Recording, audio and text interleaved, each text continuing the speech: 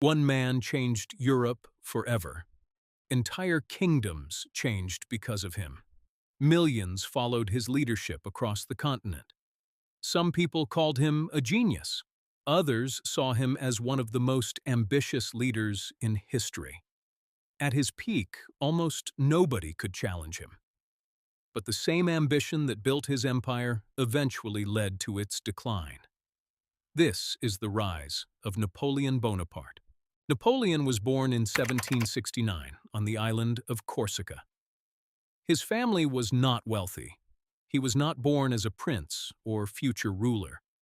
Nobody looked at young Napoleon and imagined he would one day shape Europe. As a child, he was quiet, serious, and deeply interested in history.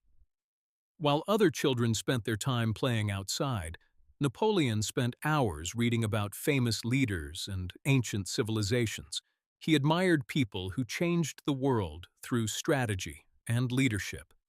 Even at a young age, he believed he was meant for something greater. At school in France, Napoleon struggled to fit in. Other students often made fun of his Corsican accent and treated him like an outsider.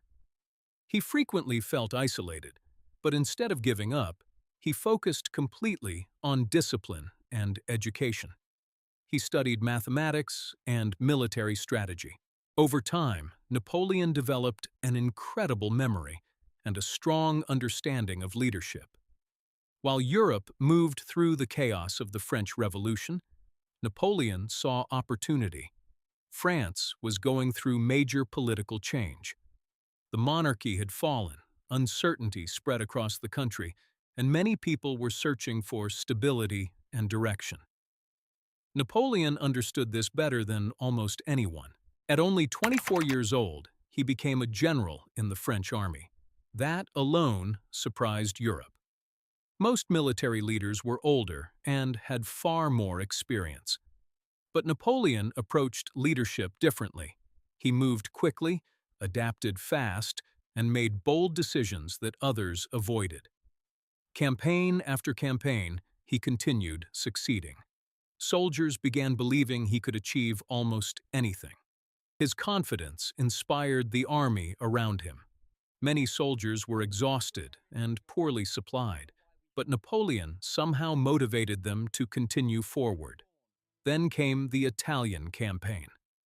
This was the moment everything changed. Napoleon led French forces against larger enemy armies and achieved a series of major victories. Europe was shocked by his success. Newspapers across France constantly talked about him. Citizens filled the streets celebrating his achievements. For the first time, Napoleon became more than a military commander. He became a national hero. But military success was not enough for him. Napoleon wanted influence and control. France remained politically unstable. Governments changed rapidly, and uncertainty affected daily life. Napoleon understood something extremely important. Many people were willing to support strong leadership if it brought stability. In 1799, Napoleon took control of France through a political takeover. It happened quickly, and many politicians underestimated him until it was too late. Soon after taking control, Napoleon crowned himself Emperor of France. Not king, not president, emperor. That moment changed European history forever. Leaders across the continent realized one important truth. Napoleon was not simply leading France, he was building an empire. Tensions spread across Europe. Britain, Austria, Russia, and Prussia formed alliances against him. One by one, they attempted to slow Napoleon's growing influence. One by one, many struggled to stop him. Napoleon's strategies were unlike anything Europe had seen before. He moved troops rapidly across huge distances, confused opposing commanders, and focused attacks with incredible speed. Some campaigns ended before opposing forces fully understood what was happening. Soldiers respected him. Rivals feared his growing power. One of Napoleon's greatest achievements came at the Battle of Austerlitz.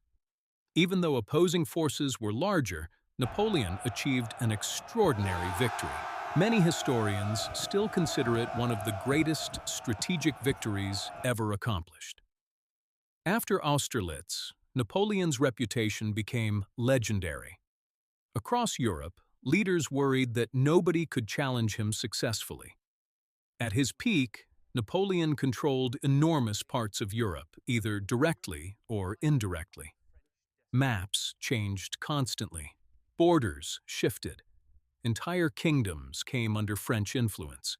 Nations that had existed for centuries suddenly found themselves connected to Napoleon's empire. For ordinary people across Europe, life changed rapidly. Some viewed Napoleon as a powerful ruler bringing endless expansion. Others viewed him as a revolutionary leader spreading new ideas across the continent. But regardless of opinion, everyone understood one thing: Europe would never be the same again. Napoleon's ambition continued growing. Every success increased his confidence.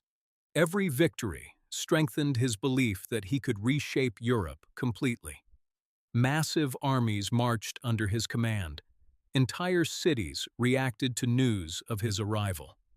For a moment, it truly seemed like nobody on earth could stop his rise. But history has shown something many times before. The larger an empire becomes, the more difficult it is to maintain.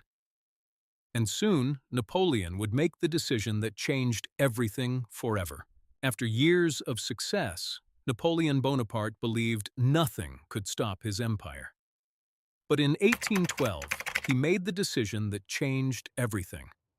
Napoleon invaded Russia with one of the largest armies Europe had ever seen. At first, the campaign seemed successful.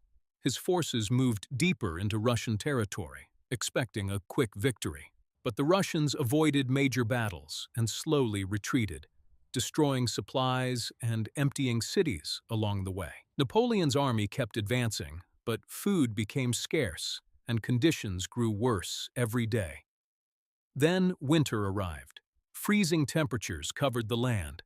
Soldiers struggled to survive the cold, hunger, and exhaustion. Horses collapsed, supplies disappeared, and thousands of troops were lost. The retreat back toward France weakened Napoleon Bonaparte's empire. Seeing his weakness, European nations united against him. Massive armies pushed across Europe, reclaiming territories Napoleon once controlled. Even though he continued fighting, the balance of power had changed. Eventually, Napoleon stepped down and was exiled to the island of Elba. But he returned to France one final time. As he marched toward Paris, many soldiers joined him again, and Europe prepared for another conflict. His final defeat came at Waterloo in 1815. After that loss, Napoleon was exiled to the remote island of St. Helena. Far from the empire he once ruled, he spent his final years in isolation. He died in 1821, but his legacy continued shaping history for generations.